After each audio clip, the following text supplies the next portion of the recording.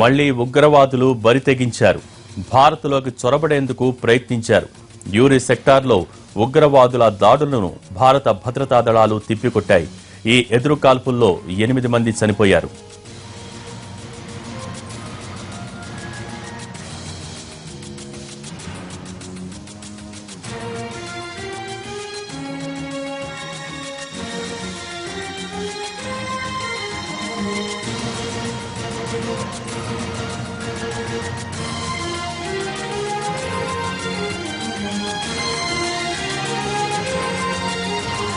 మళ్లీ ఉగ్రవాదులు బరితెగించారు. భారత్లోకి చొరబడేందుకు ప్రయత్నించారు. యూరి సెక్టార్లో ఉగ్రవాదుల దాడులను భారత భద్రతా దళాలు తిప్పికొట్టాయి. ఈ ఎదురు కాల్పుల్లో 8 మంది చనిపోయారు. తాజా ఘటనకు సంబంధించి మా ప్రతినిధి ప్రసాద్ మరిన్ని అప్డేట్స్ అందిస్తారు. ప్రసాద్, మరోసారి ఉగ్రవాదులు చొరబడుతున్నట్టుగా తెలుస్తోంది. దీనికి సంబంధించి మీ దగ్గరున్న పూర్తి సమాచారం ఏంటి? ఈ నెల 18వ తేదీన ఆదివారం నాడు జరిగినటువంటి సంఘటన తర్వాత దాదాపు 2 రోజుల పాటు వాయుసేన విమానాల ద్వారా కూడా గాలింపు చర్యలు చేపట్టడం జరిగింది.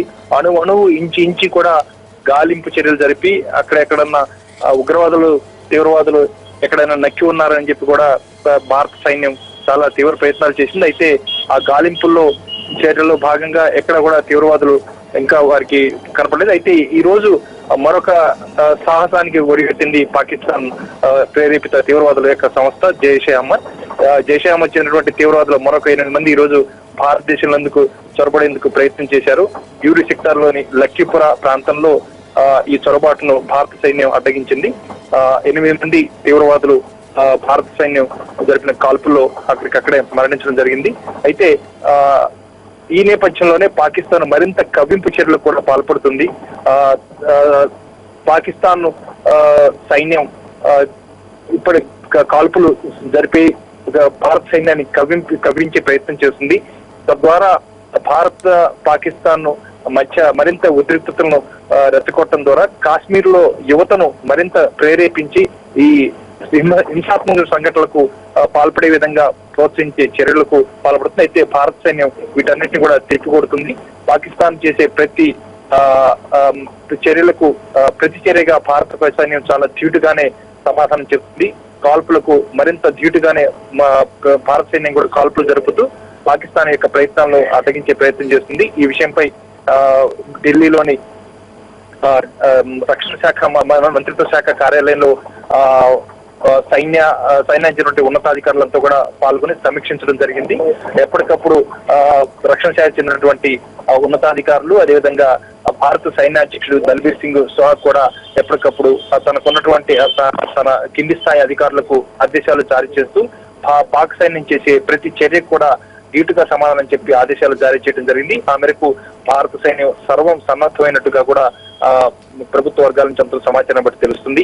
ఏ అవాంఛనీయ సంఘటనలు గానీ ఎలాంటి కాల్పులకు గాను ఏమాత్రం వెరవకుండా ధీటైన సమాధానం చెప్పాలని చెప్పి ప్రభుత్వం ఇప్పటికే ఆదేశాలు జారీ చేయడంతో భారత సైన్యం సర్వసన్నద్ధంగా వీటిని ఎదుర్కొనేందుకు సమాయత్తమవుతుంది. అయితే ప్రసాద్, సమయం గడిచే కొద్దీ మళ్లీ కవ్వింపు చర్యలకు పాక్ అక్కడున్న ఉగ్రవాదులు దిగుతున్న పరిస్థితి, కానీ సరిహద్దుల్లో భద్రత పెంచే అవకాశాలు ఏమైనా ఉన్నాయా? సాధారణంగా యూరి సెక్టార్ గానీ జమ్మూ కాశ్మీర్ లోయలో గానీ తగినంత బలగాలను ఎప్పటికప్పుడు సమకూరుస్తూనే ఉంది భారత ప్రభుత్వం, భారత సైన్యం. అయితే ఈ చర్యల్లో భాగంగా వీటిని ఇప్పుడు జరుగుతున్నటువంటి పరిణామాలను ధీటుగా ఎదుర్కొనేందుకు సరి అయినటువంటి సామర్థ్యంతో కూడినటువంటి బలగాలను ఇప్పటికే అక్కడ మోహరింపు చేయడం జరిగింది. కాబట్టి అదనంగా బలగాలను అక్కడికి పంపే ప్రయత్నం ఏం అవకాశం లేదు, అంత అవసరం కూడా లేదు. ప్రస్తుతం అక్కడ సాధ్యమైనంత మేరకు ఉన్న బలగాలే చాలా ధీటుగా సమాధానం చెప్పే సామర్థ్యంతో ఉన్నాయి. కాబట్టి ప్రస్తుతం ఆ బలగాల తరలింపు అన్న అంశంపై కేంద్ర ప్రభుత్వం ఆలోచించట్లేదు.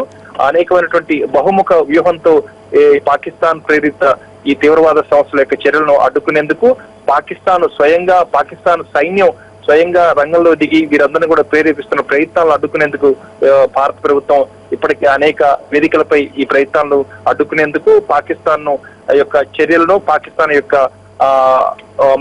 మానసిక స్వభావాన్ని, పాకిస్తాన్ చేసే చర్యలను అడ్డుకునేందుకు ప్రయత్నం చేసింది. ఇప్పటికే ఆ ప్రయత్నాలు ప్రారంభమైనాయి. కాబట్టి సైన్యాన్ని తరలించే ప్రయత్నాలు మాత్రం కాకుండా బహుముఖ వ్యూహంతో ఈ పాకిస్తాన్ యొక్క ప్రయత్నాలు అడ్డుకునేందుకు ప్రయత్నం చేస్తుంది. అయితే సైన్యము, రాజకీయము, దౌత్యపరం ఈ మూడు అంశాలను కూడా సమ్మిళితం చేస్తూ పాకిస్తాన్ యొక్క చర్యలను అడ్డుకునేందుకు భారత ప్రభుత్వం ఆలోచిస్తుంది. ఆ మేరకు కార్యాచరణ ప్రణాళిక కూడా రూపొందించుకుంది. నెమ్మదిగా ప్రతి అడుగు కూడా ఆచితూచి అడుగు వేస్తూ ఈ చర్యలను పాకిస్తాన్ ప్రేరేపిత తీవ్రవాదుల యొక్క చర్యలను అడ్డుకునేందుకు భారత ప్రభుత్వం ఒక కార్యాచరణ రూపొందించుకుంది. ఆ మేరకి వ్యూహాత్మకంగానే భారత ప్రభుత్వం, భారత సైన్యం కూడా చర్యలకు పూనుకుంటుంది. నిన్నంతా అత్యున్నత స్థాయి సమావేశాలు నిర్వహించారు. నిన్న ప్రధాని కూడా కేబినెట్ సబ్ కమిటీతో భేటీ అయ్యారు. ఇవన్నీ పరిణామాల తర్వాత ధీటుగా స్పందించాలన్న నిర్ణయం తీసుకున్నారు. ప్రస్తుతం తాజా చొరబాట్ల నేపథ్యంలో ఢిల్లీలో ఎటువంటి పరిణామాలున్నాయి? నిన్న వరుసగా జరిగినటువంటి అత్యంత ఉన్నత స్థాయి సమీక్ష సమావేశాలు, ఆ తర్వాత సుప్రీం కమాండర్, త్రివిధ దళాలకు సైన్యాధ్యక్షుడైనటువంటి భారత రాష్ట్రపతి ప్రణబ్ ముఖర్జీని కూడా కలిసి ప్రధానమంత్రి జరిగిన పరిణామాలు వీటన్నిటి కూడా వివరించడం జరిగింది. ఈ విషయంలో అత్యంత అనుభవం అయినటువంటి రాజకీయ అనుభవం ఉన్నటువంటి ప్రణబ్ ముఖర్జీ కూడా తన యొక్క సలహాను కూడా ఇవ్వడం జరిగినట్లుగా ప్రభుత్వ వర్గాల నుంచి అంత సమాచారం తెలిసింది. కాబట్టి ఏ అంశాన్ని కూడా కవ్వింపు చర్యలకు ఎలాంటి మనోభావాలను జోడించి ప్రతిస్పందించకుండా ఆచితూచి వ్యూహాత్మకంగా అడుగు వేయాలని చెప్పి ప్రణబ్ ముఖర్జీ సూచించినట్టుగా తెలిసింది. ప్రభుత్వం కూడా అదే ఆలోచనలో ఉంది. కాబట్టి ఇప్పుడు జరుగుతున్న పరిణామాలను రక్షణ శాఖ మంత్రిత్వ శాఖ కార్యాలయంలో ఉన్నతాధికారులంతా కూడా సమీక్షిస్తున్నారు. స్వయంగా భారత సైన్యాధ్యక్షుడు ఆర్మీ జనరల్ దల్బీర్ సింగ్ సుహాగ్ కూడా ఈ సమీక్షా కార్యక్రమంలో పాల్గొన్నారు. కాబట్టి ఎప్పటికప్పుడు ఆదేశాలు జారీ చేస్తూ పాకిస్తాన్ ప్రేరిత తీవ్రవాదులు కానీ, లేకపోతే పాకిస్తాన్ సైన్యం చేసే కవ్వింపు కాల్పులకు కానీ ఏ రకంగా స్పందించాలన్నపై ఒక వ్యూహం ఉంది. ఆ వ్యూహం ప్రకారంగానే భారత సైన్యం ప్రయత్నం చేస్తుంది. ఉన్నత స్థాయిలో కూడా ఈ జరుగుతున్న పరిణామాలను ఎప్పటికప్పుడు ప్రధానమంత్రి కార్యాలయానికి ఎప్పటికప్పుడు సమాచారం అందజేస్తున్నారు. ప్రధాని స్వయంగా కూడా ఈ అంశాలన్నింటి కూడా పరిశీలిస్తున్నారు. Thank you Prasad.